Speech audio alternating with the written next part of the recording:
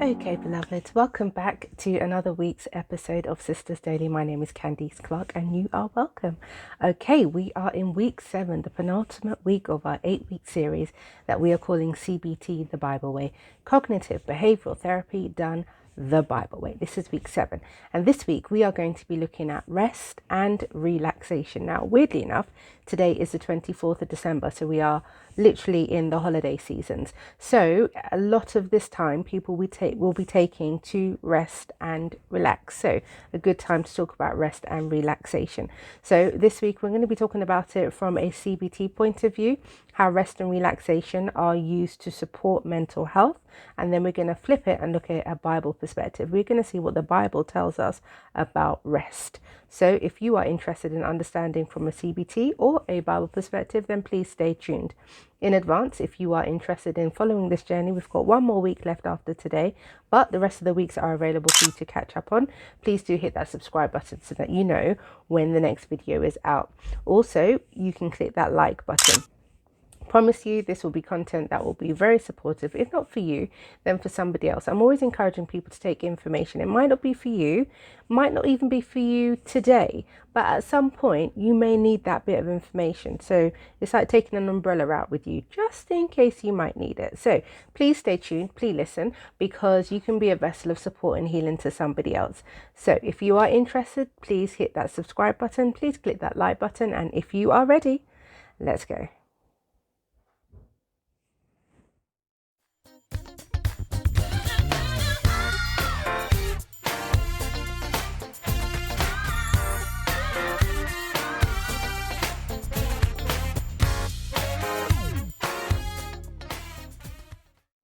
Okay, week 7, rest and relaxation. How is this used in the CBT world? So let's talk about CBT for a minute, cognitive behavioral therapy. What is that? Okay, so if you consider a triangle, CBT suggests that we work on a three-way system. We have our thoughts, we have our feelings, and then we have our behaviors. CBT suggests that if we can impact one of those, we can potentially impact another one. They're all interconnected, they all work together, and they all impact each other. So what I feel has the potential to impact how I think, has an impact on how I act. How I act can also impact what I feel, which can then impact what I think. You get the point. It's a triangle, they're all interconnected. CBT suggests that at some times in our lives, we have inaccurate or unhelpful cognitions, ways of thinking. If you think of a cog, moves things. It's a kind of connecting force between different parts. We have unhelpful cognitions, negative cognitions, distorted cognitions. Now, CBT looks to pinpoint one of those 3 points of the triangle to impact the rest. So hopefully by changing what we do, we can change how we feel and how we think. Or if we target how we think, we can potentially impact what we do and how we feel. Or if we target how we feel about a thing, it can impact what we do and then what we think about a thing. So if you look over the last 6-7 weeks, we've been looking at targeting different areas of our lives, things that we're doing, things that we're feeling, things that we're believing. So today we're looking at rest and relaxation.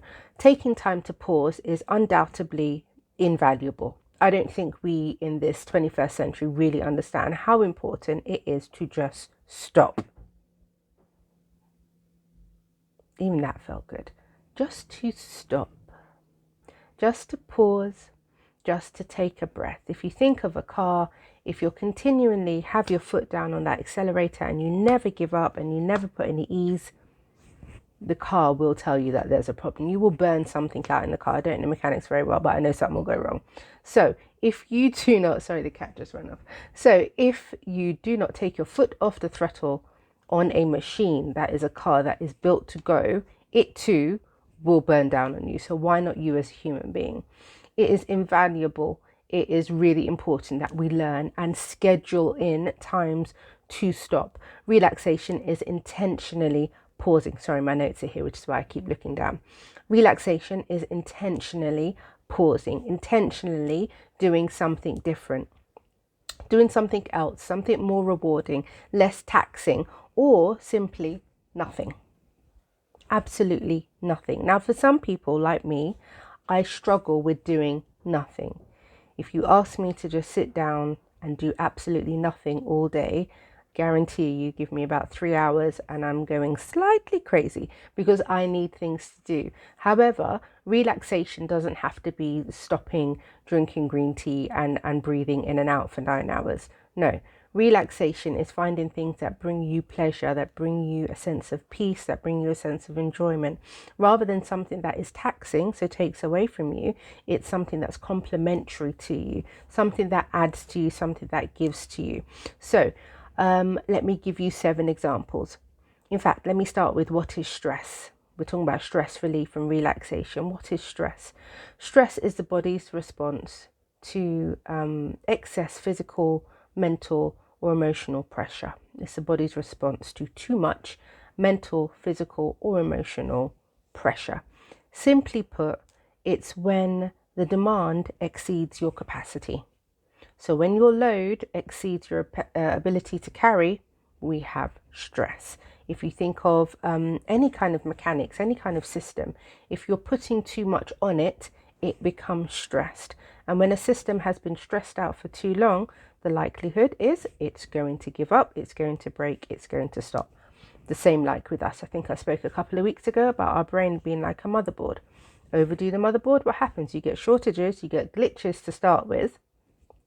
Yeah, you get glitches to start with. In our emotional life, you will get glitches. What are those glitches? Snappy, the clapbacks, the inability to focus and function, wanting the lights off, curtains closed. You kind of drop into these areas of very dark and heavy feelings, not being as productive, avoiding things, your glitches. Before you have an immediate shortage, your motherboard will short out and you will just disconnect. So some relaxation and restful things that you can do. Now, this is just a random list of 7. You know what brings you joy. You know what brings you a sense of peace. Some of these things I might say will make you want to sweat and run. My first one for sure, once upon a time, that's not a relaxation thing. But now my mind has changed and it is a relaxation thing. So number 1, exercise. I know I said exercise. Relax, breathe. Breathe, inhale and exhale for me. Breathe. Exercise for a lot of people is relaxing. Why? I can't quite tell you that yet. Scientifically, yes, we know the body releases endorphins and all of those good happy hormones that make you feel better and help your body repair. Running. Shh, breathe. I said running. I know, breathe. Running helps me just clear out. It really just, I don't know, maybe I'm running from things, but I don't know. But just running really just helps me clear out. The exercising, scheduled activity. I think it's part of the scheduled activity that also helps because it's something I'm supposed to do. I've done it and I feel a sense of achievement. That for me brings me peace. Journaling. We spoke about journaling and thought records before. Writing things out. The way that I put it, decanting, taking things out of your mind. Laughing. Again, a very good way to release some good happy hormones in your body that your whole system will appreciate. Laughing. Planning activities that bring you joy. So this week, for instance, like I said, we're entering the holiday season. My sons and I, we did some volunteering. My church do something we call Christmas Lunch on Jesus, where we pack hampers for people who are deprived and may not be able to afford a full-on Christmas spread, and we provide them with a full-on Christmas spread like turkey, stuffing, gravy, Christmas pudding, snacks, crisps, drink, the works. They get a full-on Christmas spread on Jesus. We do that every year. I look forward to it every single year. It brings me joy. So that's one of the things that I do that bring me joy. Saying no. 2 letters, very strong word. Saying no. If you think of your brain as a motherboard or as a plate, and someone wants to put more things on your plate that you know you don't have the capacity for, the strongest and the most assertive thing you can do and the best thing you can do in that moment is say no. And look at that. No. Let's try it together. Hold on. Let's try it. Ready? Steady? Ready? No. All right. Avoiding procrastination. This one is really good because when you are avoiding doing things that actually need to be done, all you're doing is just exacerbating that list. So if you've got 10 things that you need to do, but you choose not to do any of them, that doesn't mean that they don't need to be done anymore. It just means that you've got more to do later. So carpe diem, seizing the time. making use of the time that you do have. I have this real kind of mantra in my household that we don't wait for tomorrow because we do not know what tomorrow is going to bring. If 2020 has taught us anything, you do not know what tomorrow is going to bring. Listen, I wake up and we are in a completely different tier. I go to bed, we're in a different tier. Like, things are changing. While you can do something now, do it now. Procrastination only adds to your stress because you don't forget that it needs to be done. Your body doesn't forget that it needs to be done, and that actually just adds to your stress. So procrastination, stop procrastinating. Number 7, mindfulness. Mindfulness is about grounding yourself in the present moment. It's about staying here, not thinking about there, not thinking about what's gone. It's about staying here. Oftentimes the thought of the future can stress us out, and the thought of the past can also stress us out. So being mindful keeps us grounded in one place at one time. Now, we do need to plan for the future. That is also very good for alleviating stress, because if we know where we're going, it kind of mitigates us feeling stressful about where we are now. I give you an example. If I'm on a long journey somewhere and I know where I'm going, I'm not going to be stressed out about every turn and every corner, every left, every right, every road that we're on, because I know we're on a journey to somewhere. So my stress levels are down. If I'm just in a car and we're turning left, turning right on a road for 7 miles, turning left, and I don't know where we're going, stress.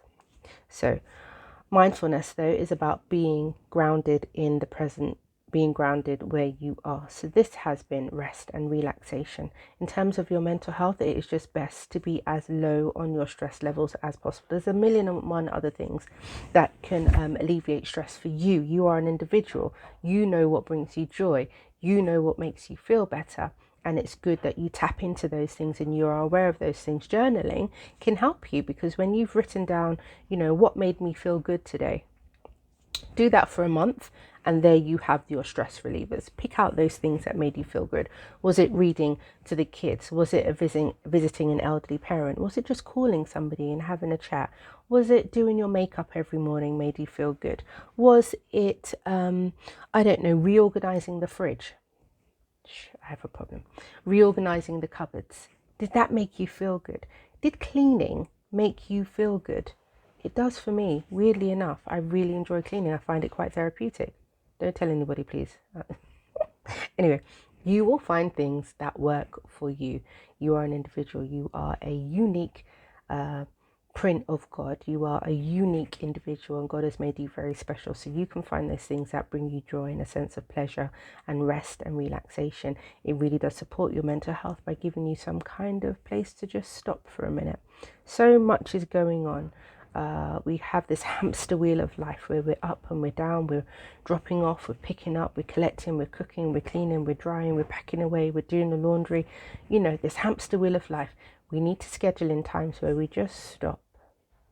Nothing's taken from us, but we just stop. So that is rest and relaxation from a CBT mental health point of view. Let's take it to the Bible perspective. Okay, so rest and relaxation, the Bible way. We are looking at rest and relaxation. It is an intentional way of pausing and stopping your rat race kind of hamster wheel life and doing things that are less taxing and more rewarding. We talked about stress being when your capacity is less than your load. So your load is exceeding your capacity. We talked about the motherboard. If you overwork your motherboard, it will first of all start glitching on you. And we talked about what some of those glitches are, where we start being snappy, we're clapping back, we've got no tolerance, we've got no peace, we're distracted, we can't concentrate, we're irritable, agitated. All those things would suggest that your motherboard is somewhat overloaded and you are glitching. If we don't address it, your motherboard will short out, you will just crash, and we're trying to avoid that. So it's about intentionally finding things that help us pause and stop and kind of find things that feed us rather than are taxing. Now we're going to look at this the Bible way. Now the first thing I want to say is that rest is a God thing. Yeah. Sometimes the way that people perceive rest is for lazy people, like, only lazy people sleep. You can sleep when you've achieved everything and blah, blah, blah, and those kind of things. Now, while I understand it, but everybody's built differently. Not everybody can be up for 20 hours a day and sleep for 4 and be, highly functional. We're not all built that way. And I think as long as we are working to our purpose on a daily basis, and we are working from a God-centered way in relation to our purpose, He will give us the strength that we need to get things done. But you, and you know when you need to stop. Yeah. Me as a mother, I need a certain amount of sleep, but I don't need as much as some. And that's just me. I don't know if it's because of my height or just, a learned thing. I learned how to catnap real well. But yeah, your tolerance levels, your capacity, and I don't think we're all built with the same one. So to go on this notion of, when you've made it, you can sleep. No, you need to rest. We all need to rest. Now, the first time that I thought about the word rest in the scriptures was in Genesis 2, verse 3. And when it said that God had got to the seventh day of creation and He separated the seventh day. So He'd done 6, got to the seventh, and He separated it, and He rested from all His works. I won't say God took a nap, but He rested. He'd spent 6 days of His kind of days making the sun, the moon, the stars, the earth, waters, land, animals, greenery, all of this stuff.